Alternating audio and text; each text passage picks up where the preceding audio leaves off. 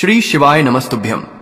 दोस्तों, आप सभी लोग जानते हैं कि 31 जुलाई 2025 यानी गुरुवार को पड़ रही है सावन महीने की सप्तमी तिथि। और दोस्तों, यह वह तिथि है जो श्रावण महीने में पड़ने वाली सबसे बड़ी तिथि है, क्योंकि यह गुरुवार के दिन पड़ रही है और इसका बहुत ही बड़ा और विशेष महत्व होता है। पूज्य गुरु जी ने कहा है, अगर कभी भी मौका लग जाए और श्रावण महीने की सप्तमी तिथि गुरुवार को पड़ जाए तो आप लोगों को 7 चने की दाल का उपाय तो अवश्य ही करना चाहिए। इन दोनों का संयोग बहुत ही कम आता है।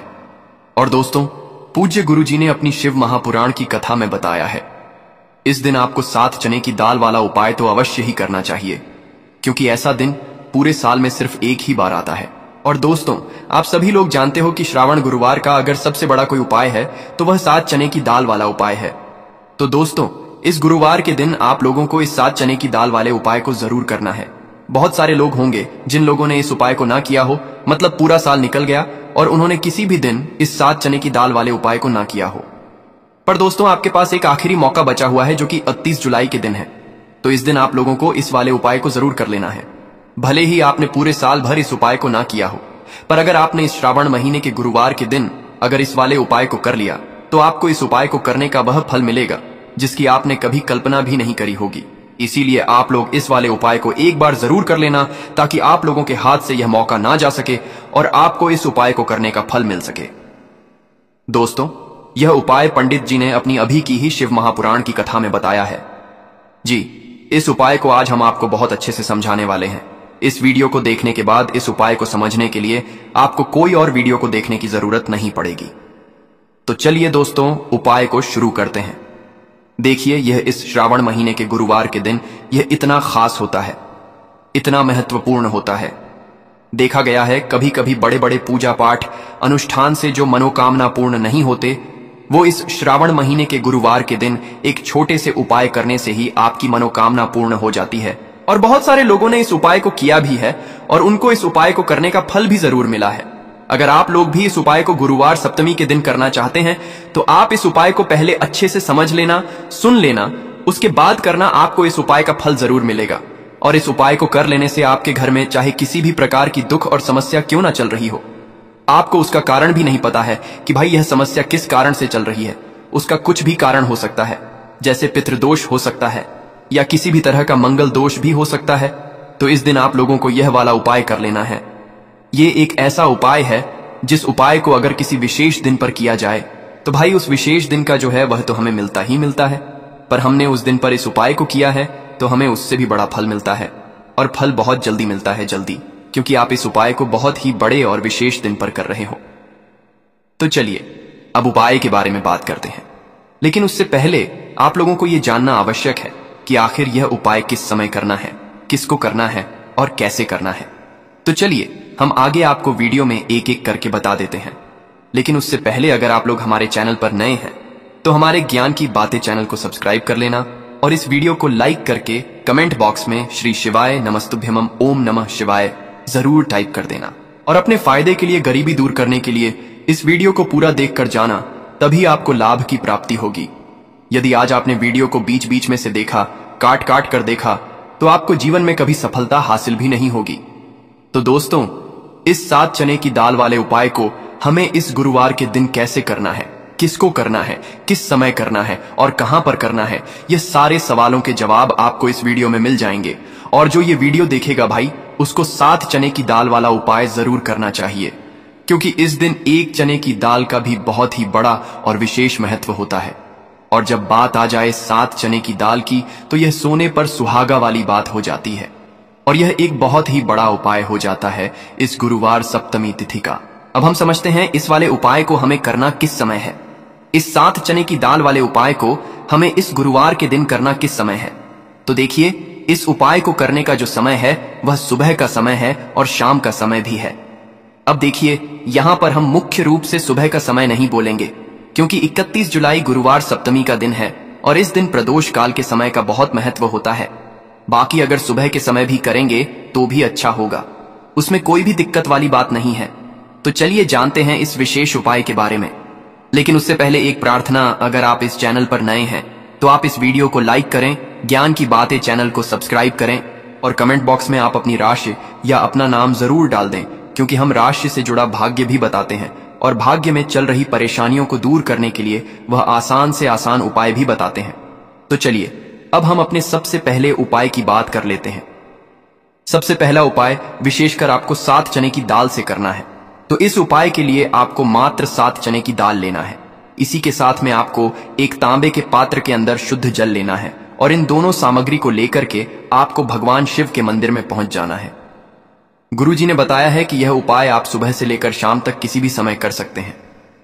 देखो दोस्तों, आपके पास जो 7 चने की दाल है, सबसे पहले तो उन पर आपको थोड़ा सा जल डाल के उन्हें गीला कर लेना है। अब इस चने की दाल को आपको अपने सीधे हाथ की हथेली पर रखना है और आपके जीवन में जो दुर्भाग्य चल रहा है, आपके जीवन में जिन भी कार्यों में आपको रुकावट उत्पन्न हो रही है, जिन भी कार्य में आप बार बार असफल हो जाते हैं, तो आपको प्रार्थना करनी है, हे महादेव, मुझे इन सभी कार्यों में सफलता प्राप्त हो तथा मेरे जितने भी कार्य अटक रहे बस सभी परिपूर्ण हो। और यह 7 चने की दाल आपको भगवान शिव के शिवलिंग पर समर्पित कर देना है। बृहस्पतेश्वर महादेव का मन में स्मरण करते हुए गुरुजी ने कहा है कि जो भी व्यक्ति गुरुवार के दिन इस प्रकार से चने की दाल समर्पित कर देता है, शिवलिंग पर उसके जीवन से सारा दुर्भाग्य दूर हो जाता है। अब दोस्तों, अंत में जो एक जल का पात्र है के पास, इसे भी आपको भगवान शिव की शिवलिंग पर अर्पित कर देना है और श्री शिवाय नमस्तुभ्यम इस मंत्र का जाप करते हुए बस इतना सा उपाय करना है। आपको आपके जीवन का जितना भी दुर्भाग्य है वह सभी दूर होगा। अब दोस्तों, हम बात करते हैं दूसरे विशेष उपाय के बारे में। यह उपाय विशेषकर आपकी जो भी मनोकामनाएं हैं उन्हें परिपूर्ण करने वाला है। यदि आपको ऐसा लगता है कि आपने कई प्रकार के उपाय कर लिए हैं लेकिन महादेव अभी तक आपकी जो मनोकामना है उसे परिपूर्ण नहीं कर रहे हैं, तो आपको यह उपाय जरूर करना है। देखिए, इस उपाय को करने के लिए मात्र आपको एक गुड़ का टुकंधा लेना है। इसी के साथ में आपको एक तांबे के पात्र के अंदर शुद्ध जल लेना है। देखिए, गुरुवार के दिन यदि हम गुड़ वाले जल से उपाय करते हैं तो बहुत ही चमत्कारी माना जाता है और इससे जो हमारा बृहस्पति ग्रह है वह भी मजबूत होता है। बृहस्पति ग्रह यदि हमारा मजबूत होता है तो हमें कभी भी जीवन में धन संपदा की कमी नहीं होती है। हमारे जीवन में जो दुर्भाग्य होता है वह भी सौभाग्य में बदल जाता है। तो देखिए दोस्तों, इस उपाय के लिए आपको एक गुड़ का टुकड़ा लेना है, एक तांबे के पात्र के अंदर शुद्ध जल लेना है और इन दोनों सामग्री को लेकर के आपको भगवान शिव के मंदिर में पहुंच जाना है। अब दोस्तों, इसे गुड़ के टुकड़े को आपको उससे जल के पात्र के अंदर डाल देना है और गुड़ से युक्त जल आपको तैयार कर लेना है। आप इस जल को आपको भगवान शिव की शिवलिंग पर अर्पित कर देना है। श्री शिवाय नमस्तुभ्यम इस मंत्र का जाप करते हुए और बृहस्पेश्वर महादेव का मन में स्मरण करते हुए जो भी व्यक्ति गुरुवार के दिन इस प्रकार से यह गुड़ वाला जल समर्पित कर देता है शिवलिंग पर, उसके जीवन में कैसी भी कोई भी मनोकामना होगी वह हमारे महादेव परिपूर्ण कर देते हैं। तो आपको मनोकामना पूर्ति के लिए यह छोटा सा और सरल सा उपाय भी अवश्य ही करना है। अब दोस्तों, हम बात कर लेते हैं तीसरे विशेष उपाय के बारे में। देखिए दोस्तों, इस उपाय के लिए आपको मात्र एक तांबे के पात्र के अंदर शुद्ध जल लेना है। इसी के साथ में आपको 11 चावल यानी कि अक्षत के दाने लेना है। देखें, चावल के दानों को लेते समय आपको ध्यान रखना है कि यह कहीं से भी टूटे हुए या फिर खंडित नहीं होने चाहिए। इसी के साथ में आपको थोड़ा सा पीला चंदन भी लेना है। अब देखो दोस्तों, सबसे पहले तो इन सभी सामग्रियों को लेकर के आपको पहुंच जाना है भगवान शिव के मंदिर में। देखिए दोस्तों, सबसे पहले तो आपके पास जो चावल के दाने हैं उनमें आपको यह पीला चंदन थोड़ा सा डाल देना है और उन चावल के दानों पर आपको थोड़ा सा जल डाल करके उन्हें गीला करना है, यानी कि उन चावल के दानों को आपको पीला कर लेना है। इसी प्रकार सबको इन चावल के दानों को तैयार करना है, यानी कि यह जो चावल के दाने हैं स्वर्ण के समान हो चुके हैं और यह जो आपने चावल के दाने स्वर्ण के समान जो तैयार किए हैं इन्हें आपको भगवान शिव के शिवलिंग पर समर्पित कर देने हैं। बृहस्पतिश्वर महादेव का मन से स्मरण करते हुए देखो, गुरुजी ने बताया है कि जो भी व्यक्ति पीले चंदन से युक्त इन चावल को तैयार करके शिवलिंग पर गुरुवार के दिन इस प्रकार से समर्पित कर देता है, उसके जीवन में जितना भी दुर्भाग्य है वह सभी दूर होने लगता है और जीवन की जो दरिद्रता है उससे भी उसको मुक्ति मिलने लगती है। अब दोस्तों, अंत में जो आपके पास एक तांबे के पात्र के अंदर जल है, इसे भी आपको भगवान शिव के शिवलिंग पर अर्पित कर देना है। श्री शिवाय नमस्तुभ्यम इस मंत्र का जाप करते हुए और बृहस्पतेश्वर महादेव का मन में स्मरण करते हुए देखिए, ये सभी उपाय छोटे छोटे हैं लेकिन इनका जो फायदे हैं वह बहुत ही अधिक मिलेंगे। आपके जितने भी कार्य हैं वह सभी सिद्ध होते चले जाएंगे। आपके जितने भी कार्य में आपको रुकावटें आ रही हैं बस सभी दूर होती जाएंगी। दोस्तों, अब हम बात कर लेते हैं चौथे विशेष उपाय के बारे में। इस उपाय के लिए आपको लेना है 11 चावल के दाने। गुरुजी ने कहा है चावल के दाने खंडित नहीं लेने हैं, बिल्कुल साबुत होने चाहिए। उसके साथ में आपको लेना है एक बेलपत्र। बेलपत्र का भी एक नियम है, अगर आपके पास बेलपत्र नहीं है तो आप शिवलिंग से उठाकर उसको पुनः शुद्ध जल से धोकर इस्तेमाल कर सकते हैं। इस प्रकार आपको बेलपत्र लेना है। इसके बाद आपको एक लोटा जल लेना है। अब यह सब सामग्री लेकर आपको जाना है महादेव के मंदिर में। देखो, अब आपको उत्तर साइड में खड़े हो जाना है और सबसे पहले आपको एक बेलपत्र अपने हाथ पर और 11 चावल दाने रखकर शिवलिंग के ऊपर अपना नाम और गोत्र बोलते हुए समर्पित कर देना है और ओम नमः शिवाय श्री शिवाय नमस्तुभ्यम का लगातार जाप करना है।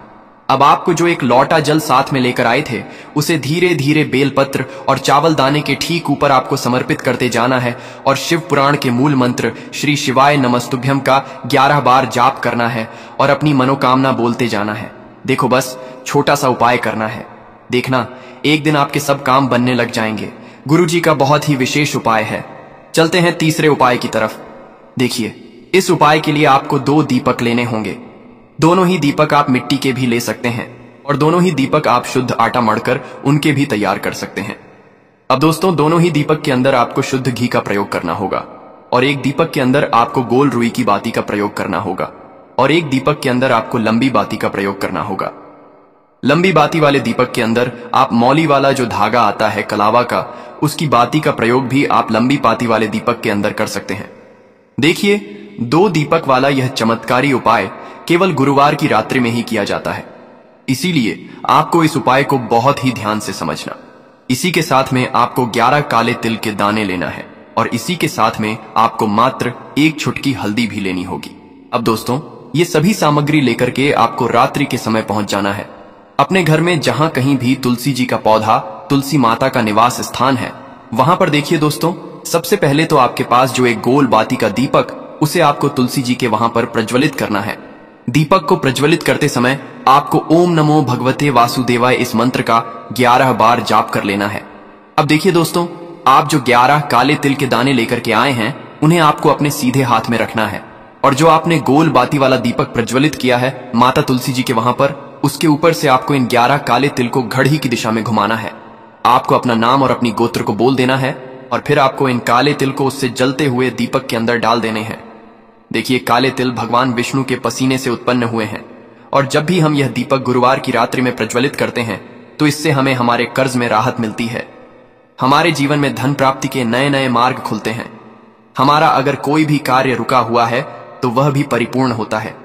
देखिए, गोल बाती का जो दीपक है, विशेषकर हम माता तुलसी के वहां पर भगवान विष्णु और माता लक्ष्मी के निमित्त प्रज्वलित कर रहे हैं, क्योंकि गुरुवार का जो दिन है वह विष्णु भगवान और माता धन लक्ष्मी को समर्पित होता है।